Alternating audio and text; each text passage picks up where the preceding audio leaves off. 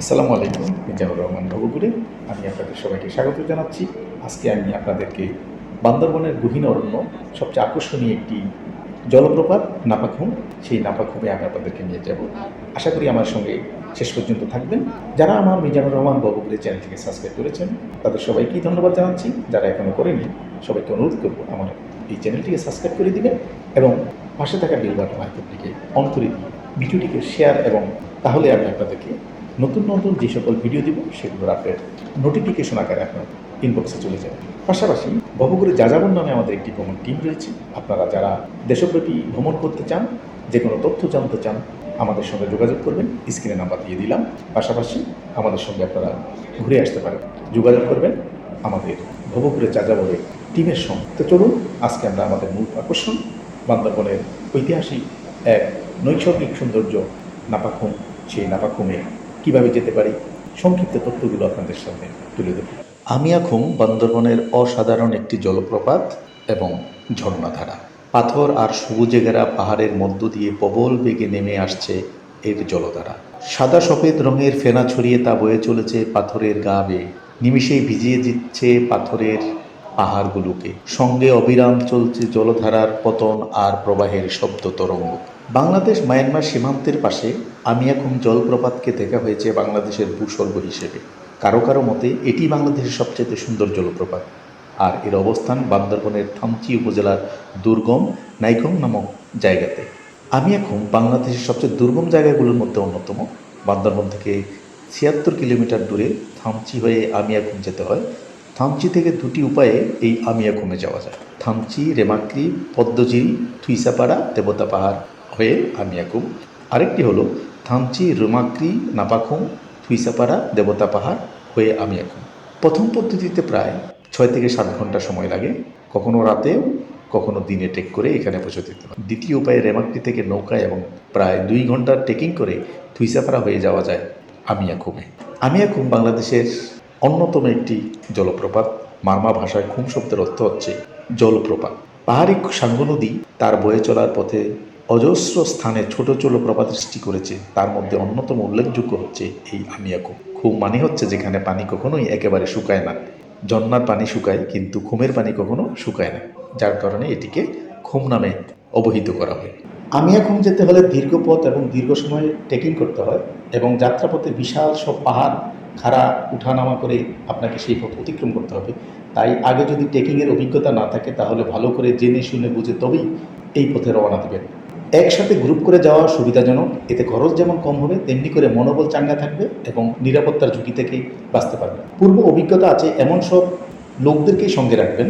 এছাড়া অনেক travel group আছে, আমি এখন ট্যুর দিয়ে থাকি, তাদের সাথেও যেতে পারেন। ট্রেকিংয়ের জন্য সুবিধাজনক জুতা, ভালো ব্যাগ এবং জামা কাপড় সঙ্গে রাখবেন। আর অবশ্যই ব্যাগ ভর্তি করা যাবে না, কারণ ব্যাগ আপনাকে বহন করতে হবে। যত কম কিছু নেওয়া যায়, হালকা আইটেম, ততই আপনার জন্য মঙ্গল।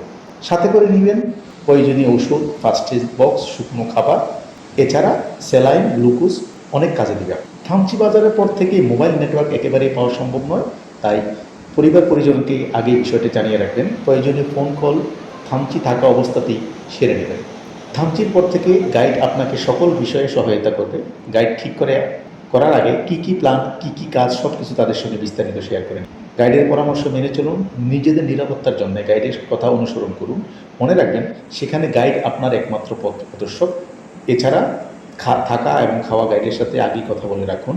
অনেক সময় আমি এখন ভ্রমণ প্রশাসন থেকে নিষেধ করা থাকে, তাই অনুমতি ছাড়া আমি এখন যাওয়ার চেষ্টা কখনই করবেন না।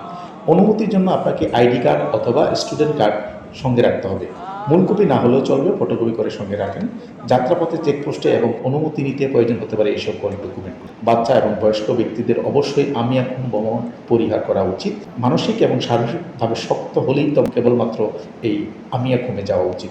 সর্বশেষ, স্থানীয় আদিবাসীদের প্রতি শ্রদ্ধাশীল হন। এমন কোনো আচরণ করা থেকে বিরত থাকুন যার কারণে তাদের মনে কষ্ট হয় এবং তারা উত্তেজিত রাগান্বিত হয়ে পড়ে, যাতে করে যে কোনো বিব্রতকর পরিস্থিতি আপনি মোকাবিলা করতে পারেন। আমি এখমের খরচ, আমি এখন ভ্রমণে গেলে অবশ্যই একসাথে কয়েকজন মিলে ঘুরতে যাওয়া উচিত। এতে খরচ যেমন কম হবে তেমনি দুর্গম পথ হয় সাহস পাওয়া যাবে।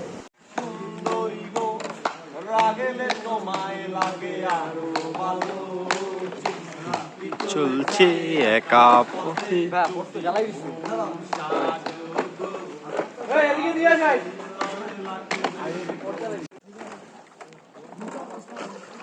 আপনার ট্রেকিংয়ের পথে যাওয়ার জন্য স্থানীয় আদিবাসীদের ঘরে অবশ্যই খেতে পারবেন। পর্যটকদের সুবিধার জন্য বিভিন্ন প্যাকেজের খাওয়ার ব্যবস্থা করে থাকেন তারা।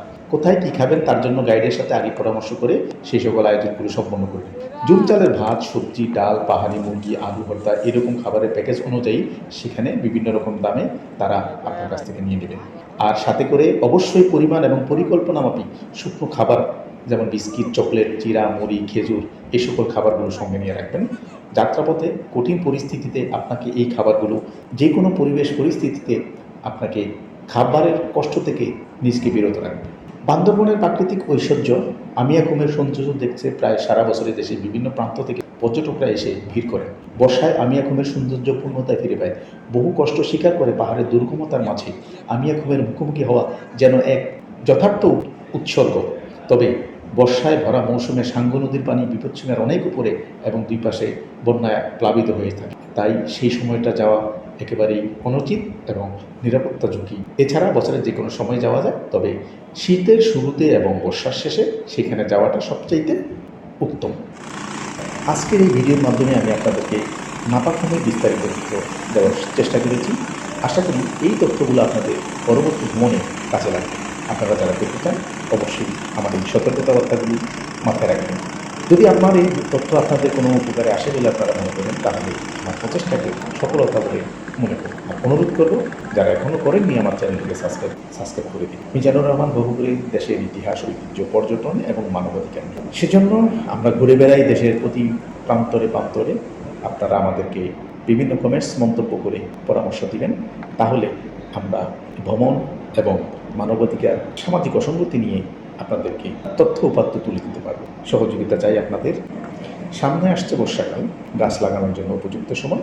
সবাই প্রত্যেকের আঙ্গিনাতে, রাস্তার ধারে, বাড়ির পাশে একটি করে গাছ লাগাবেন। গাছ আমাদের পরিবেশ বান্ধব বন্ধু। গাছ লাগান, পরিবেশ বাঁচান। ভালো থাকুন, নিরাপদে থাকুন। সবার সুস্থ, সুন্দর, সুখী, সমৃদ্ধ জীবন কামনায় আজকের মতো বিদায় নিচ্ছি। আল্লাহ হাফেজ।